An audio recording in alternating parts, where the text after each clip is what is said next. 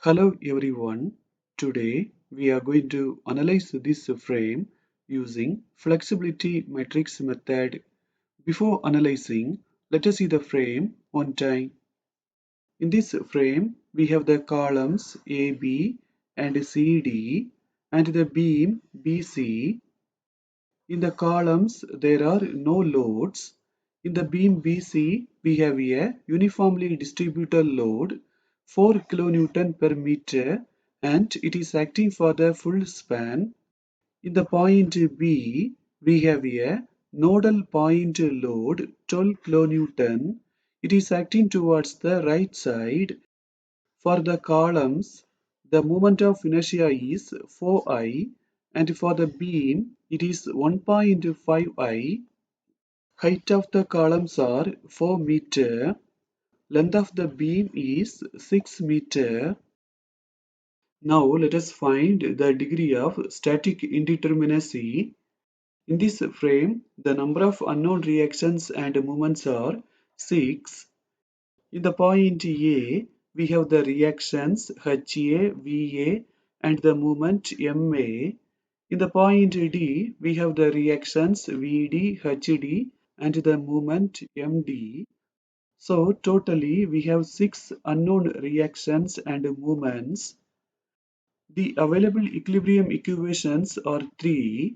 Sigma m is equal to 0, sigma v is equal to 0 and sigma h is equal to 0. The degree of static indeterminacy is equal to 6 minus 3, we will get 3.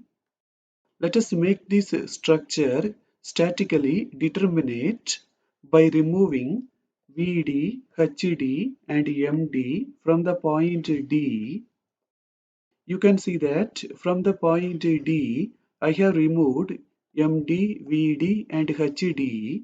This structure is called the released structure. Now let us make the coordinates diagram. In this analysis, there are 3 coordinates. They are the vertical reaction VD, horizontal reaction HD and the moment MD. We are keeping them as the coordinates because these are the reactions we have removed from the point D. Let us keep the vertical reaction as the first coordinate and let us assume that it is acting upwards. Let us keep the horizontal reaction as the second coordinate and assume that it is acting towards the right side. Let us keep the movement as the third coordinate and assume that it is acting in the clockwise direction. Finally, if we get any value as negative, that means our assumed direction is incorrect. Later, we can change the directions. Now, let us see the formula to find the final answers. P matrix is equal to delta matrix inverse into delta matrix minus delta L matrix. In this analysis, we have 3 coordinates. So inside the P matrix, delta L matrix and delta matrix, we will have 3 values and the size of the flexibility matrix will be 3 cross 3. That means inside the matrix we will have 3 rows and 3 columns. Inside the P matrix we will have the final answers VD, HD and MD. Now let us find the delta matrix. In this frame, in the support D, there is no settlement or rotation and there is no horizontal yielding. So inside the delta matrix, we can simply enter 0, 0 and 0. Now we are going to find delta L matrix and delta matrix. For that, we are going to use unit load method. In the unit load method, first we have to find the moment M by using the loads in the released structure. Then we have to find the moment M1. For that, we have to remove all of the loads and apply unit load in the first coordinate. Then we have to find the moment M2. by applying unit load in the second coordinate. Then we have to find the moment m3 by applying unit moment in the third coordinate. Now let us find the moment m.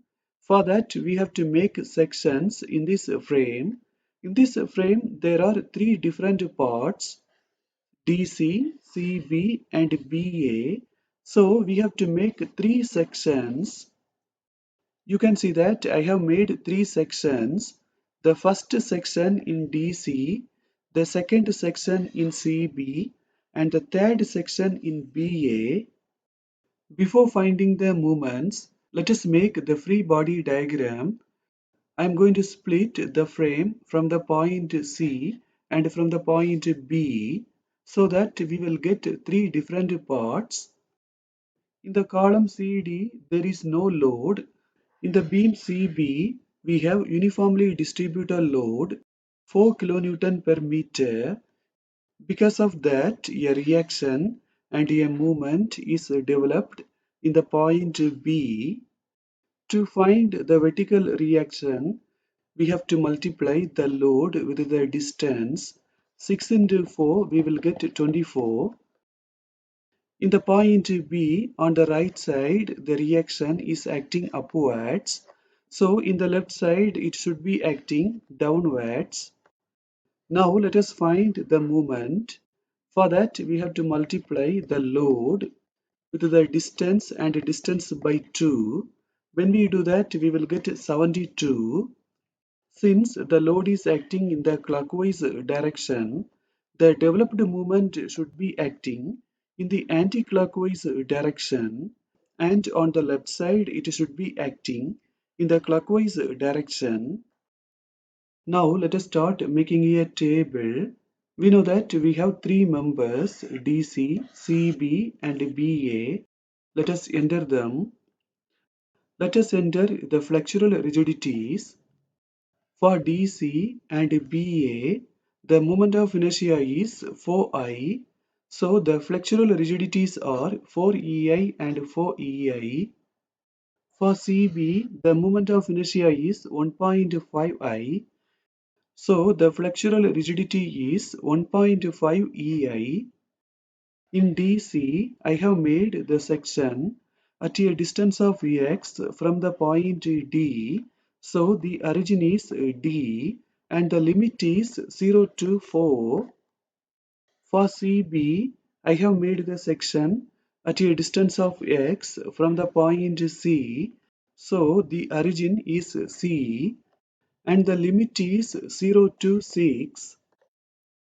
For BA, I have made the section at a distance of x from the point B.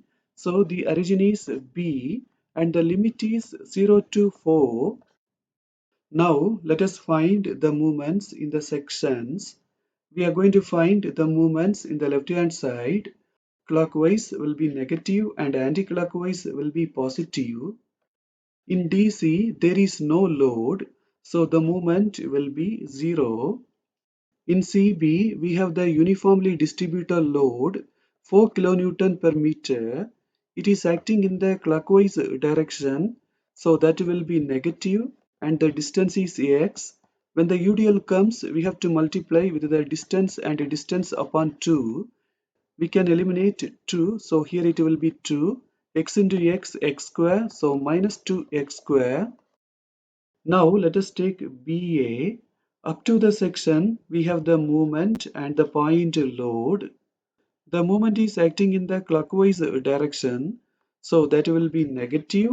The point load is also acting in the clockwise direction, so that is also negative and the distance is x.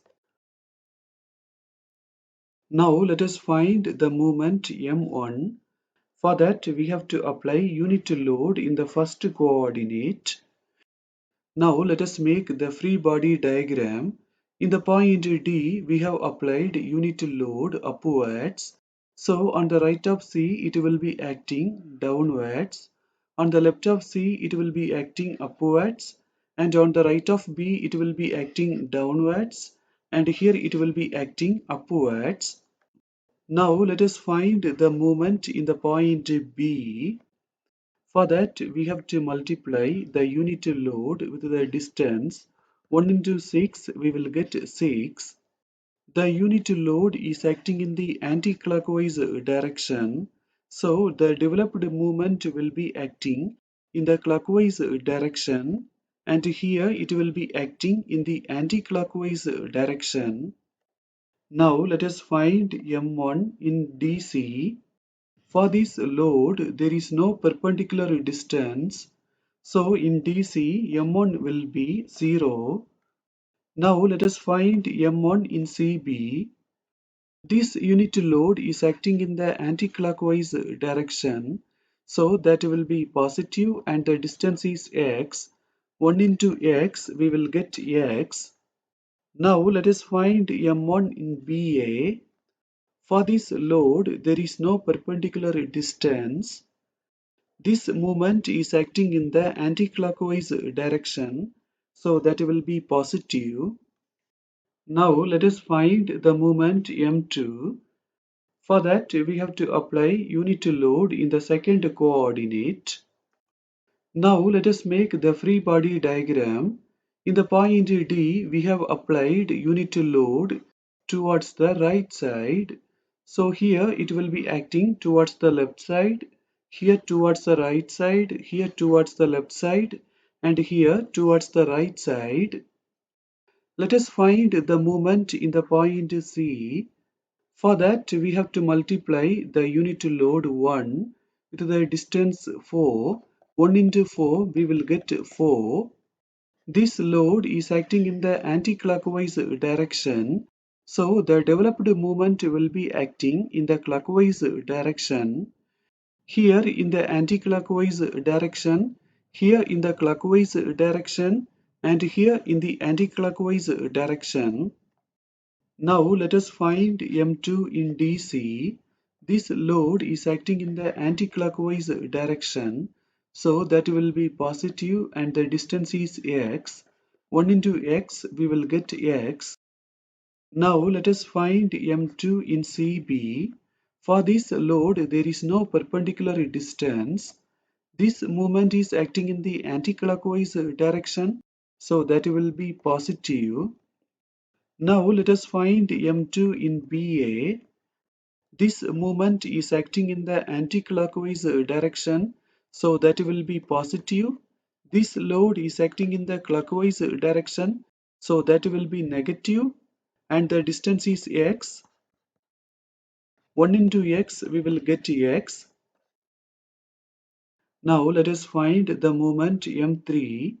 For that, we have to apply unit moment in the third coordinate. Now let us make the free body diagram. In the point D, we have applied unit movement in the clockwise direction. So here it will be acting in the anti-clockwise direction, here clockwise direction, here anti-clockwise direction, and here in the clockwise direction. Now let us find M3 in DC. This movement is acting in the clockwise direction, so that will be negative. Let us find M3 in CB. This movement is acting in the clockwise direction, so that will be negative. Let us find M3 in BA. This movement is acting in the clockwise direction, so that will be negative. In this formula, now we are going to find delta L. In delta L, first let us find delta 1L. The formula is integration of m1 upon ei dx. For dc, the value of m is 0, so no need to make the integration. We can directly apply 0. For CB, the limit is 0 to 6. The flexural rigidity is 1.5 EI. So instead of EI, we have to apply 1.5 EI. For BA, the limit is 0 to 4 and the flexural rigidity is 4 EI. So instead of EI, we have to apply 4 EI. Let us apply the values of M and M1. Now let us take a calculator and do these two integrations. If you do not know how to do integrations in the calculator, see the description below. There is a link. You can click the link and watch the video. I have used the calculator for these two integrations and got these two values. After adding these two values, we are getting delta 1L. Now let us find delta 2L. The formula is integration of m2 upon ei dx. In the formula, let us apply the values of m and m2. After the calculation for delta 2L, we are getting minus 560 upon ei. Now let us find delta 3L. The formula is integration of m3 upon ei dx. In the formula, let us apply the values of m and m3. After the calculation for delta 3L, we are getting 192 upon ei. For delta L, we have calculated all of the values. Let us enter them. 1 upon ei is constant. Let us keep it outside. In this formula, now we are going to find the flexibility matrix. In the flexibility matrix, first let us find delta 1, 1. The formula is integration of m1 square upon ei dx. For the portion dc, m1 is 0, so no need to make the integration. We can directly apply 0. For CB, m1 is x, let us apply that. For BA, m1 is 6, let us apply that. After the calculation for delta 1, 1, we are getting 84 upon ei. In the flexibility matrix, now let us find delta 1, 2 and delta 2, 1. Both of them are having the same formula, integration of m1, m2 upon ei dx. In the formula, let us apply the values of m1 and m2. After the calculation for delta 1, 2 and delta 2, 1, we are getting 60 upon ei. Now in the flexibility matrix, let us find delta 1, 3 and delta 3, 1. Both of them having the same formula, integration of m1, m3 upon ei dx. In the formula, let us apply the values of m1 and m3. After the calculation for delta 1, 3 and delta 3, 1, we are getting minus 18 upon ei. In the delta matrix, let us find delta 2, 2. The formula is integration of m2 square upon ei dx. In the formula, let us apply the values of m2. After the calculation for delta 2, 2, we are getting 224 upon 3 ei. In the delta matrix, now let us find delta 2, 3 and delta 3, 2. Both of them having the same formula, integration of m2, m3 upon ei dx. In the formula, let us apply the values of m2 and m3. After the calculation for delta 2, 3 and delta 3, 2, we are getting minus 20 upon ei. Now let us find delta 3, 3. The formula is integration of m3 square upon ei dx. In the formula, let us apply the values of m3. After the calculation for delta 3, 3, we are getting 6 upon ei. In the delta matrix, we have calculated all of the values. Let us apply them. In this formula, we have calculated everything. Let us apply them. We can take 1 upon ei outside. 1 upon ei inverse is ei. We can add these two matrices. After adding, we are getting this. Then we can eliminate ei. For this matrix, we have to find the inverse. We can apply all of the values in the calculator and get the inverse. If you do not know how to find inverse in the calculator, see the description below. There is a link. You can click the link and watch the video. I have used the calculator and got the inverse. We can multiply these two matrices. After multiplying, we are getting VD, HD and MD. For VD, we have got a positive value. That means our assumption is correct. For HD, we have got a negative value. That means our assumption is incorrect. We assumed that HD is acting towards the right side, but actually it is acting towards the left side. For MD, we have got a negative value. Here also our assumed direction is incorrect.